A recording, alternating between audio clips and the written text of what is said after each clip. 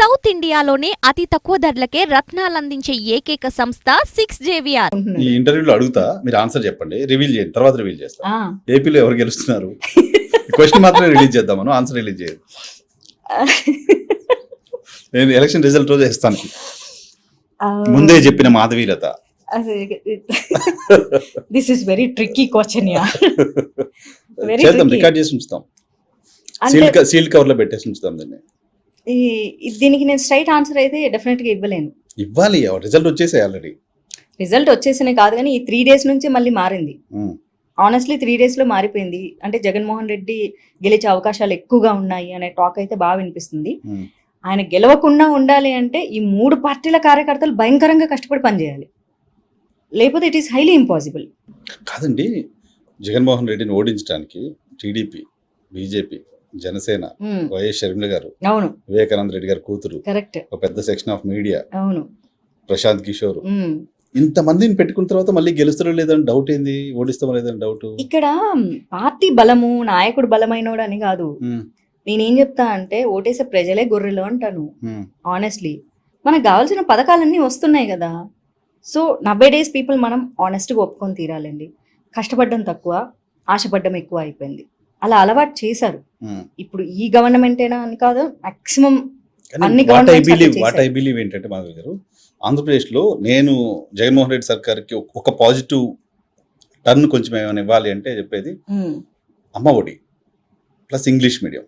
అవును, ఆ రెండు. నేను ఇంగ్లీష్ మీడియం ఒక 10 years గవర్నమెంట్ ఉంటే పిల్లోడు 1st class నుంచి 10th class వరకు ఇంగ్లీష్ లో చదివి కనుక బయటకు వస్తే ఆ ఫ్యూచర్ డెఫినెట్ గా బాగుంటుంది కదా. Because language is the communication for world wide అన్నప్పుడు ఇక్కడ చాలా మంది ఏంటంటే నేను ఇంగ్లీష్ మాట్లాడితే కామెంట్స్ చేస్తారు, నువ్వు బ్రిటిషర్స్ ని హేట్ చేస్తావు, why you are talking English. English is a language యార్. British ruling is different, English language is different. British వాళ్ళతో ఫైట్ చేసి వాడితో కమ్యూనికేట్ చేసినప్పుడు మనం ఇంగ్లీష్ లోనే మాట్లాడాలి కదా. వేరే ఆప్షన్. స్వతంత్ర సమర గాంధీ పోయి ఇంగ్లీష్ లోనే మాట్లాడి ఉంటాడు కదా, హిందీలో మాట్లాడితే బ్రిటిష్ వాడికి అర్థం కాదు కదా. లాంగ్వేజ్ ఈజ్ ఎ కమ్యూనికేషన్ కదా. బట్ ఇక్కడ నేను మొన్న కూడా చెప్పా, ఎస్ గవర్నమెంట్ స్కూల్స్ కి మంచి జరిగిందా అంటే డెఫినెట్ గా మంచి జరిగిందనే చెప్తాను. అందులో మనం చెడు జరిగిందని చెప్పడానికి లేదు. ఇప్పుడు ఆయన మనకు నచ్చట్లేదు కదా అని చెప్పేసి 100% ఎవరు 100% తక్కువ బ్యాడ్ ఉండరు, అట్లే 100% గుడ్ కూడా ఉండరు. చిన్న దొంగ పెద్ద దొంగ మనం లెక్కేసుకోవాలని చెప్తాను నేను ఎప్పుడు. చిన్న గీత పెద్ద గీత అంతే, చిన్న గీత పెద్ద గీత కాదు, చిన్న దొంగ చిన్న దొంగ పెద్ద దొంగ. సో అలా కంపేర్ చేసుకున్నప్పుడు మీరు చెప్పిన మీరు రెండు చెప్పారు కదా అమ్మఒడి, ఆ అమ్మఒడి కూడా అప్పులు తీసుకొచ్చాడా లేకపోతే తిరుపతి హుండీ నుంచి పట్టుకొచ్చాడా? వాట్ హీ సేయింగ్ ఏంటంటే ఇప్పటి వరకు డెవలప్మెంట్ కోసం 75 సంవత్సరాలుగా ప్రభుత్వాలు పనిచేశాయి. డెవలప్మెంట్, రోడ్లు, కంపెనీలు ఏదో చెప్పారు. ఇప్పుడు నేను ఖర్చు చేస్తుంది హ్యూమన్ డెవలప్మెంట్ పైన. దేశం అంటే మట్టి కాదు ఈ మనుషులు అనేది ఉంది కదా, గుజరాత్ గారు చెప్తారు.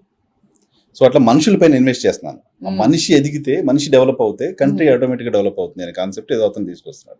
ఇప్పుడు మనిషి ఎదగాలంటే ఏం కావాలి? ఓన్లీ ఉచిత పథకాలు ఇచ్చుకుంటే సరిపోతుందా? ఉచిత పథకాలు అవి వేరే, ఇది ఎడ్యుకేషన్ పైన. ఎడ్యుకేషన్ వైజ్ ఓకే, దాన్ని అసలు ఎవరు డినై చేయట్లేదు. ఎడ్యుకేషన్ గురించి అపోజిషన్ పార్టీ వాళ్ళు కూడా గవర్నమెంట్ స్కూల్స్ గురించి ఏదో ఇంగ్లీష్ మీడియం అంటే తెలుగు మీడియం రన్ అవ్వాలి, ఇంగ్లీష్ మీడియం కూడా రన్ అవ్వాలి. Both are important. ఒకే స్కూల్లో రెండింటిని నడపాలి. దాన్ని అసలు డినై చేసే సమస్య లేదు. ఎందుకంటే వరల్డ్ వైడ్ మనం ఎవరితో మాట్లాడినా కమ్యూనికేట్ చేయాలన్నా ఇంగ్లీష్ అన్నది లాంగ్వేజ్ అయినప్పుడు ఆ లాంగ్వేజే మనకు బ్యారియర్ అవ్వకూడదు కదా. ఇప్పుడు నేను చిన్నప్పుడు గవర్నమెంట్ స్కూల్లో తెలుగు మీడియం చదువుకున్నాను. నాకు ఇంట్రెస్ట్ ఉంటే గనక నేను ఇంకా బెటర్ ఇంగ్లీష్ స్కిల్స్ నేర్చుకునేదాన్ని. మేబీ నాకు ఇంట్రెస్ట్ లేదు కాబట్టి నేను బెటర్ ఇంగ్లీష్ నేర్చుకోలేకపోయాను. సో నా ఇంగ్లీష్ లో చాలా తప్పులు ఉంటాయి. పీపుల్ అంటారు సిగ్గులేదు నీకు ఇంగ్లీష్ రాదు, నీ బతుకు ఇంగ్లీష్ కూడా రాదంటే, ఇంగ్లీష్ బ్రతుకు తెరువు, అది అవసరమైన వాళ్ళకి. నాలాంటి వాళ్ళకి మేబీ ఇంటర్నేషనల్ లెవెల్ గా మాట్లాడడానికి, మంచి మంచి స్టేజెస్ మీద మాట్లాడడానికి ఇంగ్లీష్ స్కిల్స్ పనికొస్తాయేమో. బట్ నాకు సర్వైవల్ అయితే అవుతుంది కదా. కానీ అందరికీ నాలాంటి సర్వైవలే ఉండాలి, మీలాంటి సర్వైవలే ఉండాలంటే ఎలా అవుతుంది? కాదు కదా. వాళ్ళ డ్రీమ్స్ కి, వాళ్ళు అచీవ్ చేయాలనుకున్న దానికి లాంగ్వేజ్ అన్నది వాళ్ళకి బ్యారియర్ అవ్వకూడదు. కాబట్టి ఇంగ్లీష్ ని డెఫినెట్ గా ఇప్పుడు ఆయన పెట్టిన ప్రతి స్కీమ్ రాంగ్ అంటే నేను అనను. 1-2 గుడ్ ఉన్నాయి, కానీ దాంతో పాటు ఎప్పుడైతే ఇండస్ట్రీస్ డెవలప్ చేస్తామో, కొత్త కంపెనీలు తీసుకొస్తామో, అప్పుడే కదా ఈ అమ్మఒడులు, ఎడ్యుకేషన్, గవర్నమెంట్ స్కూల్స్, ఎడ్యుకేషన్, వాళ్ళకి ఫీజులు, వాళ్ళకి బుక్స్, వాళ్ళకి కావాల్సినవి ఇవ్వడానికి ఇన్కమ్ జనరేట్ అవ్వాలి కదా స్టేట్ అంటున్నా ఇన్కమ్ నేను. జనరేట్ చేయాలి కదా. ఇన్కమ్ జనరేట్ చేయకపోతే 10 లక్షల కోట్ల అప్పు అయిపోతే తర్వాత మళ్ళీ గెలిస్తే అది 30 లక్షల కోట్ల అప్పు అయితే ఆ నెక్స్ట్ వచ్చిన ప్రభుత్వాల మీద బర్డన్ పడుతుంది కదా. నెక్స్ట్ వస్తామని చెప్తున్న వాళ్ళు కూడా అంతకంటే ఎక్కువ సంక్షేమం చేస్తామని చెప్తున్నారు కదా. ఇన్ఫాక్ట్ ఈయన సంవత్సరానికి 70,000 కోట్లు ఖర్చు పెడితే ఆయన 1,25,000 కోట్లు ఖర్చు పెట్టే హామీలు ఇస్తున్నారు. సరే ఇంకా మరి అంత మనం డీప్ గా లోపలికి డీప్ అనాలిసిస్ అయిపోతుంది. వదిలేద్దాం. ఇప్పుడు ఏంటి మోడీ మళ్ళీనా వస్తాడు? ఎట్లా? ఫిర్ ఎక్ బార్ మోడీ సర్కార్. ఎందుకు?